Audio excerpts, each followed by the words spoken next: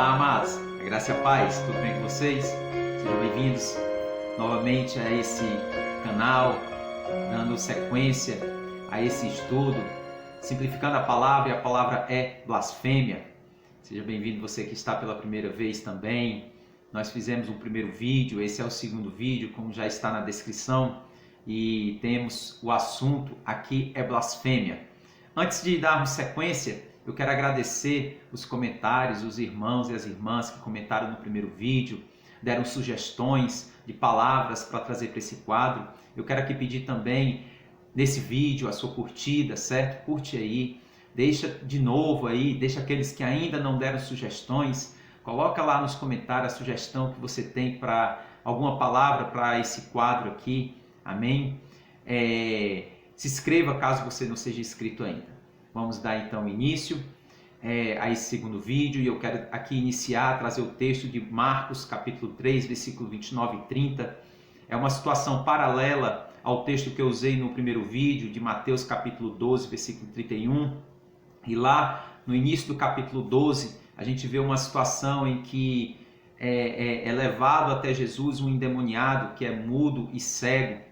E Jesus é acusado de operar aqueles milagres com o poder de Beelzebul, com o poder de Satanás.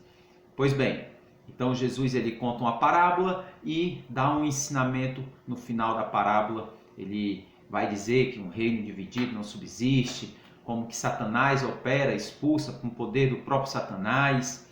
E aí no final ele deixa então esse ensinamento que é o que nós estamos trazendo aqui a respeito da blasfêmia e mais precisamente o pecado imperdoável, que é a blasfêmia contra o Espírito Santo. E no final do primeiro vídeo ficou a pergunta: aqueles que cometeram ou que cometem o pecado da blasfêmia contra o Espírito Santo, e no primeiro vídeo eu explico o que é blasfêmia. Então, essas pessoas elas alcançam, elas conseguem encontrar o caminho da misericórdia, elas conseguem receber o perdão, já que Jesus está dizendo que não tem perdão?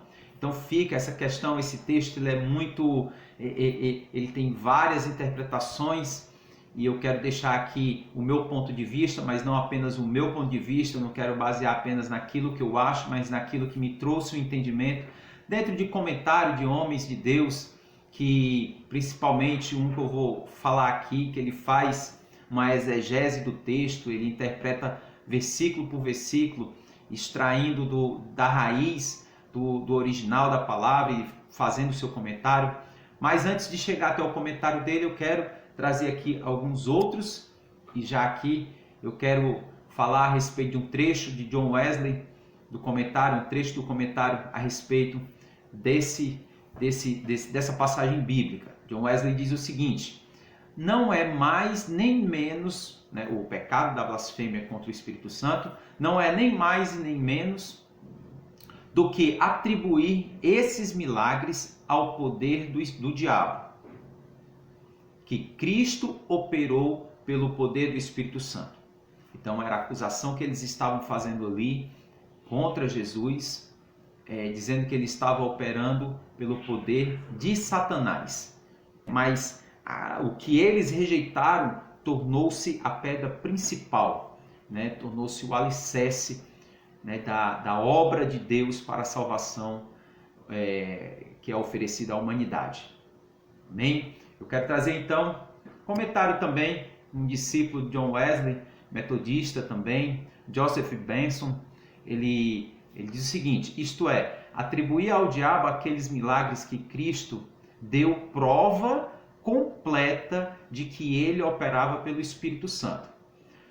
Também dentro da mesma linha, dentro, né, do mesmo entendimento de John Wesley, mas aqui ele ainda dá essa ênfase, eu coloquei aqui essa ênfase que ele dá dentro do comentário desse texto, né, que a respeito da prova completa, né, que Cristo deu ali através dos milagres, através de todo o poder do Espírito Santo, através da pessoa de Jesus, quando esteve aqui, né, naqueles pouco mais de 33 anos e pouco mais de 3 anos de ministério, e verdadeiramente ele era o Filho de Deus, mas aqueles homens não conseguiam enxergar.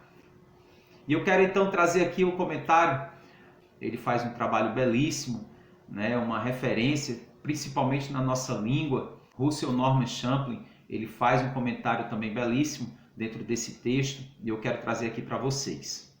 Ele diz o seguinte: o texto indica que aqueles homens religiosos, autoridades da religião judaica, deveriam ter reconhecido o fato de que as obras operadas por Jesus eram realizadas mediante o Espírito Santo. Mas, como já vimos, em seu ódio, consciente ou inconscientemente, preferiram atribuí-las a Satanás. Eu quero continuar com o comentário de Champlin. Ele diz mais o seguinte: essa interpretação dá a ideia de que tal tipo de pecado, pecado que eles estavam rejeitando, que eles estavam acusando Jesus, e não só Jesus, mas o que Jesus estava fazendo. Então, essa interpretação dá a ideia de que tal tipo de pecado só podia ser cometido nos dias de Cristo, quando esteve neste mundo, porquanto a natureza desse pecado exige a presença de Cristo, agindo em suas obras maravilhosas, as quais são atribuídas a Satanás. Bom, então aqui a gente vê na interpretação de Champlin, está no mesmo entendimento de Benson e de Wesley, né? John Wesley, e dentre outros também. Eu quis me limitar a esses três devido ao tempo, para não ficar longo. E ele dá o entendimento aqui que a blasfêmia, que aqueles homens não deveriam ter rejeitado, né? Não deveriam ter rejeitado aquela obra que estava sendo ali manifesta através de Jesus Cristo. Que esse pecado, e aí eu trago novamente aqui o versículo 30, em que ele diz, né? Versículo 30 do capítulo 3 de Marcos, que nós lemos aqui. Jesus falou isso porque eles estavam dizendo com Jesus, estavam acusando Jesus. Ele está com o espírito imundo. Né? Então aquela acusação era para a pessoa de Jesus. Era para aquilo que Jesus estava operando. Certo? Então eu quero finalizar esse outro comentário de Champlin, que ele diz o seguinte: só naquele tempo havia possibilidade de atribuir as obras de Cristo, feitas pelo poder do Espírito Santo, a Satanás.